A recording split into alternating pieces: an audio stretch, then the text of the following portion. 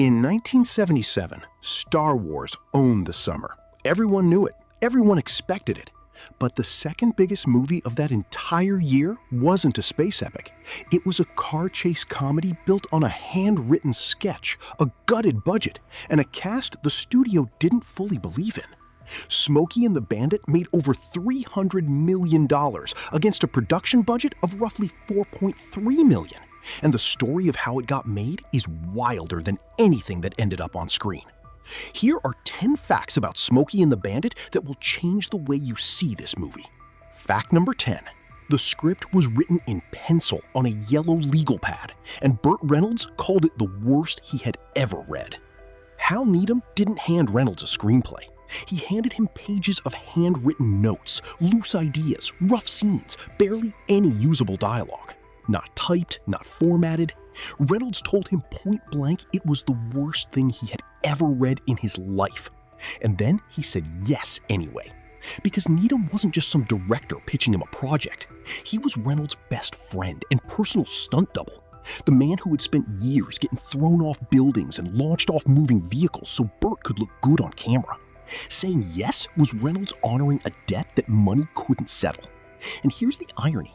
That terrible, barely there script turned out to be the production's biggest advantage. Because nobody had a real blueprint to follow, the whole thing became genuinely alive in a way polished productions rarely are. What Reynolds called the worst script he'd ever read became the second highest grossing film of 1977. Fact number 9.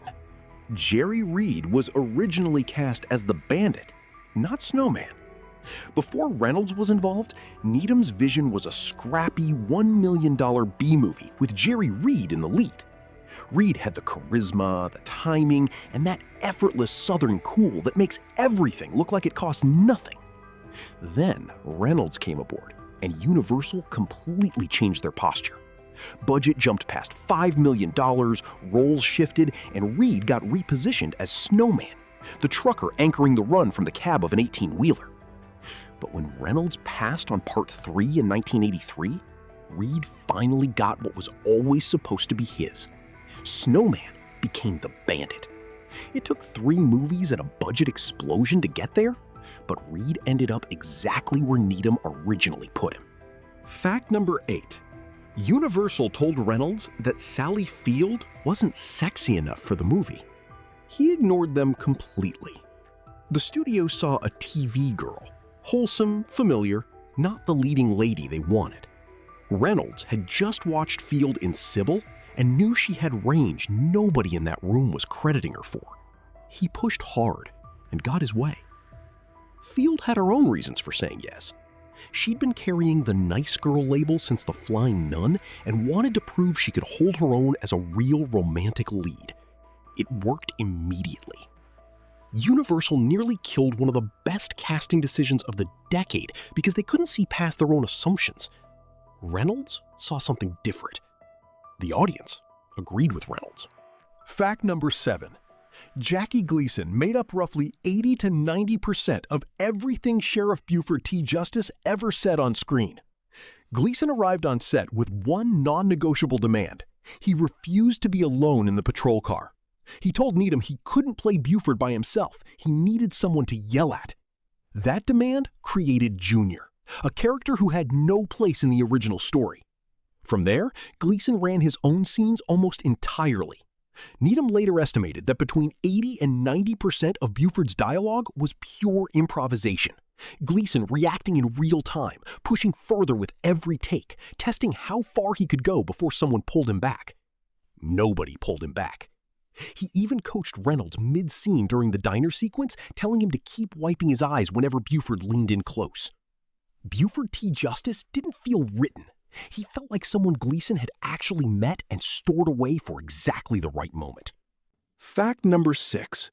Buford T. Justice was a real person's name, and Reynolds' father supplied most of the character's vocabulary. The name came from an actual Florida Highway Patrol officer who knew Reynolds' father, the longtime police chief of Riviera Beach, Florida. But beyond the name, Reynolds grew up surrounded by Southern law enforcement, absorbing the way those men talked. He later said his father was the direct source of Buford's vocabulary. The insults, the fury, the ability to stretch a single word into something that felt like a verdict. All of it came from real voices Reynolds had been listening to since childhood. Which is exactly why Buford doesn't feel like a comic invention. He feels remembered. Fact number 5. Smuggling Coors beer was a real thing people actually did, and the concept for this film came from a hotel fridge. In 1977, Coors genuinely was not available east of the Mississippi.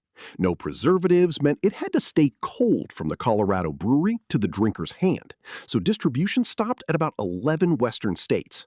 Hauling it across state lines without a license made you a bootlegger in enough states to matter. People really did make Coors runs. Paul Newman was famously obsessed with it and demanded it on set wherever he worked. The idea clicked for Needham while shooting Gator in Georgia. A crew member had stocked the hotel fridge with Coors from California, and bottles kept disappearing. The maid had been taking them for her boyfriend because there was no other way to get them. Needham said the whole movie crystallized right there. Bootleg a load of Coors, add fast cars and loud cops, and you've got yourself something. Fact number 4. This film turned the Trans Am into a cultural obsession, and Pontiac's president promised Reynolds a free one every year for the rest of his life. Before the movie, the Trans Am was just a car. After it, that black and gold machine became a statement about who you were. Showrooms felt it immediately. Pontiac sold around 68,000 Trans Ams in 1977. By 1979, that number was past 117,000. The black and gold special edition was backordered. Pontiac couldn't keep up with demand for one specific version of one specific car. The company president personally promised Reynolds a brand new Trans Am every year for life. The deal held until the executive retired, at which point it quietly disappeared. The car didn't just benefit from the film, it was made permanent by it. Fact number 3. A stunt during the Little League scene nearly ran over a group of child extras, and Reynolds called it the most frightening moment of his entire career. On screen, it plays as pure slapstick, chaos, kids scattering, authority figures losing their minds. Behind the camera, it came within seconds of disaster.